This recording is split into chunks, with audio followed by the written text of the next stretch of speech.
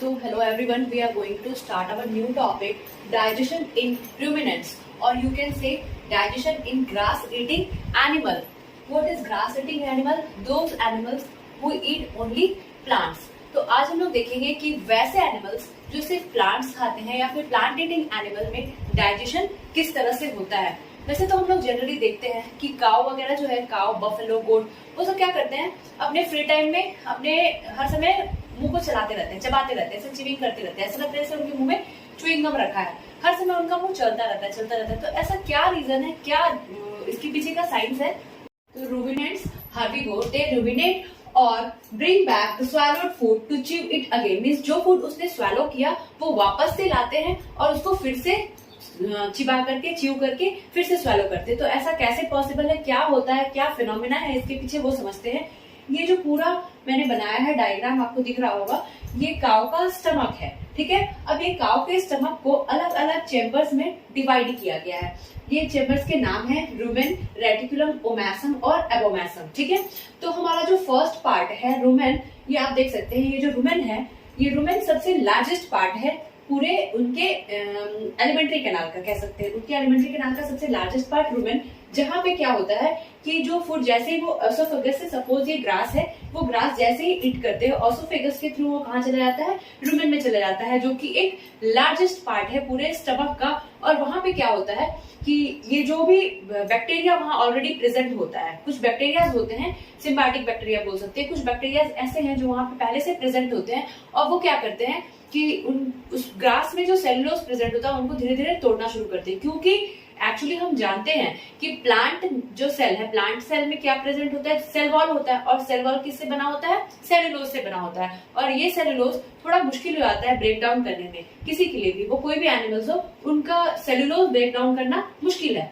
तो उसके लिए एक अलग अलग तरीका दिया हुआ है। जैसे सबसे फर्स्ट स्टेप, इनिशियल स्टेप में रुमेन जो पार्ट है स्टमक का, रुमेन पार्ट, वहां पे बैक्टीरिया क्या करते हैं, थोड़ा थोड़ा करके, धीरे धीरे करके उसको तोड़ना शुरू कर देते हैं। जैसे ही ये फूड टूटता है, पार्शियली टूटता है, उसको पार्शियल ब्रेक डाउन कहते हैं। फिर ये पार्शियली ब्रेक डाउन होकर के वापस से आता है रेटिकुलम के पास, और रेटिकुलम में ये पार्शियल ब्रेक डाउन बन जाता है कर्ड। इस पार्शियल ब्रेक डाउन फूड को ही हम क्या बोलते हैं, कर्ड बोलते हैं, CUD जिसका स्पेलिंग है।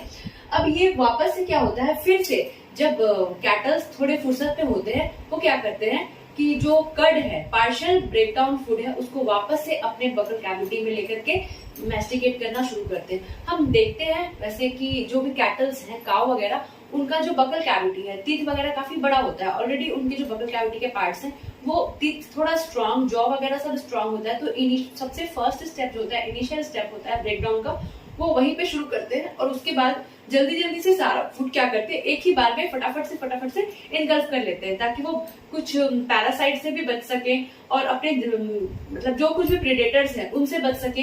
तो ये क्या करते हैं, फटाफट से प्रेडेटर्स से बचने के लिए सारे फूड को जल्दी जल्दी खा लेते हैं और बैग लाइक स्ट्रक्चर में उसको क्या कर लेते हैं, स्टोर कर लेते हैं। वही बैग लाइक स्ट्रक्चर क्या है, फर्स्ट पार्ट वो है रुमेन। अब रुमेन से फूड वापस से आया कहाँ पे, सेकेंड पार्ट में, रेटिकुलम में, जहाँ पे पार्शियल ब्रेकडाउन हुआ फूड का, जिसको हम कर्ड बोलेंगे। फिर जब वो लोग फुर्सत में रहते हैं, जो कैटल्स आराम से बैठ करके धीरे धीरे करके चिबाते रहते हैं। हम लोग देखते भी हैं कि कैटल्स का हर समय मुंह चलता रहता है, तो वो और कुछ नहीं, वो जो पार्शियल डाइजेस्टेड फूड था वही वापस से वो क्या करते हैं, चिबाते हैं।